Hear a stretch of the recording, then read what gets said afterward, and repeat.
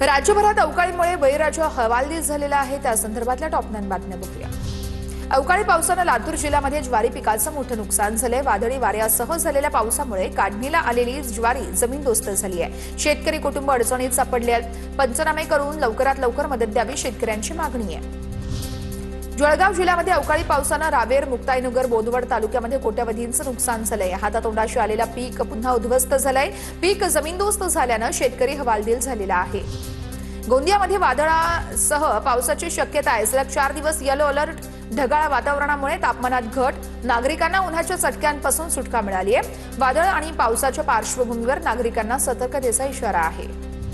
वाशिम जिल्ह्यामध्ये अवकाळी पावसामुळे शेती पिकांचं मोठं नुकसान। नैसर्गिक आपत्तीमुळे 530 हेक्टर क्षेत्र बाधित। ज्वारी, गहू, हरभरा आणि आंबा बागांना मोठा फटका बसला। तात्काळ पंचनामे करून नुकसान भरपाई देण्याची शेतकऱ्यांची मागणी आहे।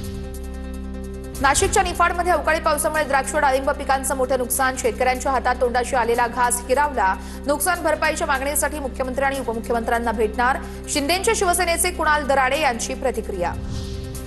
धुळे जिल्ह्यामध्ये 2 एप्रिल रोजी झालेल्या अवकाळी पाऊस आणि गारपिटीमुळे तब्बल 18,000 शेतकऱ्यांच्या पिकांचं नुकसान। साक्री, शिंदखेडा, शिरपूर, धुळे तालुक्यातील 234 गावातील शेतकऱ्यांचं या ठिकाणी नुकसान झाल्याची माहिती आहे। नाशिकच्या येवलामधील अवकाळी पाऊस आणि वादळी वाऱ्याचा कहर। टोमॅटो पीक भुईसपाट। नैसर्गिक आपत्तीमुळे शेतकऱ्यांचं मोठं आर्थिक नुकसान।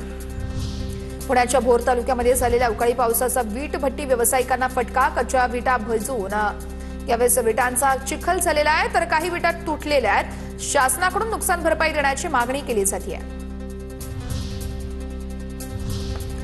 आता बघूया टॉप 9 मोठ्या बातम्या। मंत्रालयातल्या कामासाठी लाच घेतल्याचं आणखी एक प्रकरण समोर आलेलं आहे। खारघर परिसरामध्ये सापळा रचून लाचखोर अधिकाऱ्याला रंगेहात पकडण्यात आलंय। अर्थ आणि नियोजन विभागामध्ये कक्ष अधिकारी म्हणून कार्यरत असणारे विलास लाड यांना अटक करण्यात आली आहे।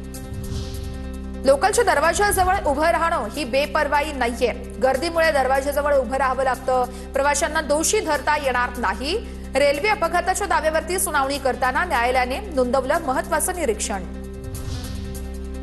रिक्षा चालकांना परवाने देताना मराठी भाषा अनिवार्य असणार आहे। भाषेचं ज्ञान नसलेल्या रिक्षा चालकांचे परवाने रद्द होण्याची शक्यता आहे। राज्याचे परिवहन मंत्री प्रताप सरनाईक यांच्याकडून रिक्षा चालकांसंदर्भात कडक निर्णय होण्याची शक्यता आहे। अजिंठा लेणी परिसरात मधमाशांचे हल्ले सुरूच। 2 विदेशी पर्यटकांसह तब्बल 90 जण जखमी। मधमाशांच्या हल्ल्याची 2 महिन्यातील 7वी घटना, तर 3 महिन्यात 321 पर्यटकांवरती मधमाशांनी हल्ले चढवले। बीडमध्ये 27 महिन्यामध्ये महापुरुषांचे 128 अनधिकृत पुतळे उभारल्याची माहिती समोर। 109 गुन्हे दाखल, तर 500 जणांवरती प्रतिबंधात्मक कारवाई। महापुरुषांचे पुतळे बसवण्यासाठी समाजात स्पर्धा सुरू आहे का, असा सवाल या निमित्तानं उपस्थित।